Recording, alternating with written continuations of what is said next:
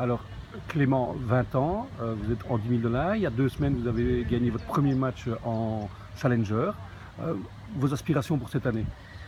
Cette année, j'aimerais bien monter le plus haut possible forcément et essayer de me rapprocher de la 250e place pour pouvoir participer principalement à des challengers et moins faire de futurs. Alors, quand on a pris goût au Challenger, on n'a pas trop envie de redescendre dans les ITF? Ouais, c'est sûr que c'est mieux organisé, il y a plus d'argent, tout est mieux, mais bon, après les futurs, on joue plus de matchs souvent, quand on est quand même censé aller plus loin en futur qu'en challenger, donc on fait plus de matchs, on prend du rythme, et parfois quand c'est en Belgique, c'est chouette aussi, donc c'est pas dérangeant non plus. Là, ça fait 2 ans et demi que vous jouez avec les vieux, hein, avec les adultes. Le passage de junior à senior, c'est aussi compliqué qu'on le dit?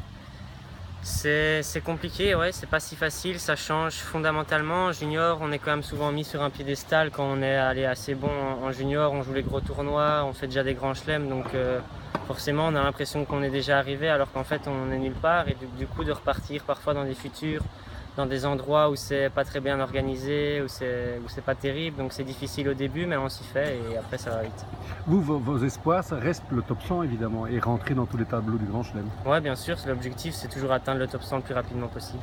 Et ce qu'il faut dire aussi aux gens, c'est que 20 ans, maintenant, c'est encore très jeune en tennis, alors qu'il y a une dizaine d'années, c'était presque la maturité.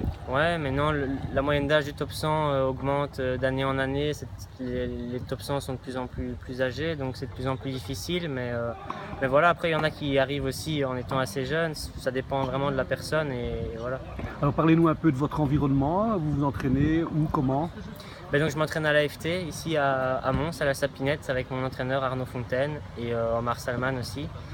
Et donc voilà, tout se passe bien, on s'entraîne bien et voilà. Alors ici à Avré, au 10 000 d'Avré, vous jouez presque à la maison parce que le centre AFT est à quelques kilomètres d'ici. Ouais, voilà, le centre AFT c'est à 15 minutes en voiture, donc j'ai déjà joué le tournoi ici peut-être 3 fois, je crois, c'est ma 3e ou 4e fois, donc je connais bien les terrains ici. J'ai jamais bien joué ici, j'ai jamais été très loin, donc j'aimerais bien que ce soit cette année. L'année dernière, effectivement, vous avez battu au 2e tour. Ouais, Ici, il y a une possibilité d'aller un peu plus loin, quart de ouais, finale, demi-finale? ouais, pourquoi pas, j'aimerais bien forcément remporter le tournoi, c'est mon objectif. Il y a beaucoup de bons joueurs.